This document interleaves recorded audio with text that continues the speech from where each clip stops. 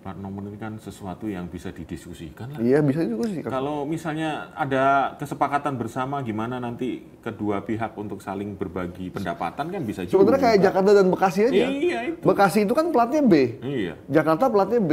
Mereka kan bagi dua keuntungannya. Itu sama. Bisa sebenarnya. Atau mereka bilang gini, atau Bob mendingan atau Mualim, gimana kalau platnya kita samain aja, Aceh dan Sumatera. Nah, Terus kita bagi sesuai dengan wilayah masing-masing. ya itu. Kan bisa sebenarnya kan? Bisa. Daripada ada teman saya bilang apa yang dilakukan oleh Pemprov Sumatera Utara dengan mengundang wartawan dan merazia atau mengingatkan atau sosialisasi kendaraan BK itu adalah sebuah kode sebenarnya. Karena kenapa harus diliput media? Kenapa harus platnya BK? Ya, itu. Gitu. Makanya tadi Itu yang ada dugaan framing tadi. itu kenapa mesti begitu kan orang wilayah yang di Aceh kan banyak mobil gitu. Makanya. Jadi nggak harus disampaikan di media, nggak harus di blow up kemana-mana. Jadi cukup dikomunikasikan aja gitu. Datanya ada, duduk bersama, ngopi di Aceh, Ya. yang kopinya terkenal enak. Enak. Ya kan? Atau di Medan, makanannya juga kulinernya enak-enak. Gitu. Sehingga masyarakat di timeline media sosialnya tidak disibukkan dengan urusan-urusan kayak begini, dengan urusan pembangunan, pencegahan pembakaran hutan atau perusahaan lingkungan, pendidikan ekonomi, UKM, itu yang lebih penting daripada perseteruan dua orang ini gitu. Jadi bisa dihubungkan, bisa baik-baik kok gitu. Ini yang rugi masyarakat, walaupun kita tahu memang pajak kendaraan bermotor ini menjadi pajak yang cukup penting bagi daerah. Karena manfaat dari PKB ternyata tuh untuk operasional pemerintahan. Ya. Untuk peremajaan kendaraan dan untuk melakukan perbaikan dan pelebaran jalan, Mas.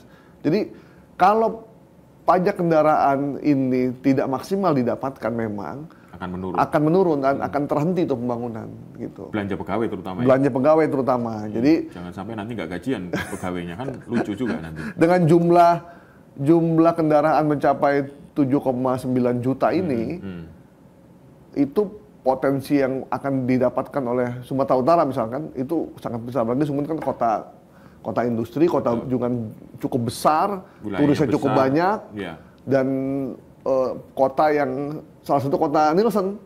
Oh iya, betul. Yang jadi artinya itu kota besar yang dengan tingkat pendapatan ekonomi yang cukup tinggi sebenarnya selain Surabaya gitu kan untuk daerah ya. Untuk Sumatera lah. Untuk Sumatera tuh kota terbesar di Sumatera kan Medan. Medan. Jadi penting sebenarnya ini dikomunikasikan dengan baik. Kalau memang butuh ya datang langsung.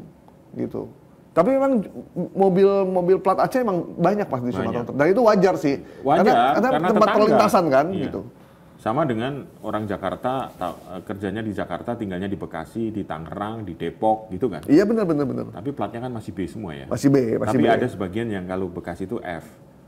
Yang ikutan yang di yang di Bogor ya. Bogor. Kan? Iya. Ya di sini baik-baik saja tuh. Ya mungkin komunikasi antar wilayahnya bagus gitu. Ada kesepakatan bersama toh dari sisi kultur dan sejarah kan mirip-mirip ya antara Aceh dengan Sumatera Utara gitu. Masalahnya kalau misalkan mobil distribusi, dia misalkan ngangkut barang dari Aceh ke Medan. Terus kadang di Medan mereka di Sumatera mereka keliling untuk di beberapa kota, kemudian mereka balik lagi ke Aceh untuk bawa angkutan yang lain. Nah, kalau yang moving truck gitu kan nggak bisa kaku gitu. Jadi emang nggak bisa di gebiah uyah diberikan. Pokoknya semua kendaraan yang beroperasi di satu wilayah harus nomor polisinya di wilayah tersebut. Nggak bisa. Kalau kendaraan freight forwarding misalkan, kan nggak mungkin dia platnya harus begitu nyampe Sumatera ganti plat. Begitu di Aceh ganti plat lagi. Gitu. Coba kalau kita bayangkan, ingat nggak ada bis antar lintas Sumatera? Ya. Itu kan sampai ke Banyuwangi. Itu kalau kan nginep juga di Solo, nginep juga di Surabaya. Ntar program Surabaya, kamu harus pakai pas ini dong. Kan gitu jadinya logikanya kan. Kan ya nggak lucu lah kayak gitu. Bis ALS ya? Nah, ALS itu kan terkenal tuh. Yang 2 hari 2 malam sampai kadang Surabaya. Mereka deponya tuh di Sidoarjo loh, Mas. Lah iya makanya. Nggak mungkin kan sepanjang ribuan kilometer tiba-tiba dia tidak berhenti di situ, tidak punya agen atau apa ya, cabang lah di situ. Nggak mungkin, karena jual tiket juga ada di situ. Toh mereka juga udah ngangkut orang di wilayah tersebut. Terus kalau rusak menambah bengkelnya ada di situ. Ada di situ. Terus sopir makan di situ. Butuh rumah kontrakan di situ. Jadi jangan melihat uang yang langsung diterima, tapi multiplier efeknya di satu daerah gitu. Persis. Jadi memang harus diobrolin sih. Kita nggak enak juga ngelihat para pemimpin saling bersaut-sautan di media sosial atau di TV.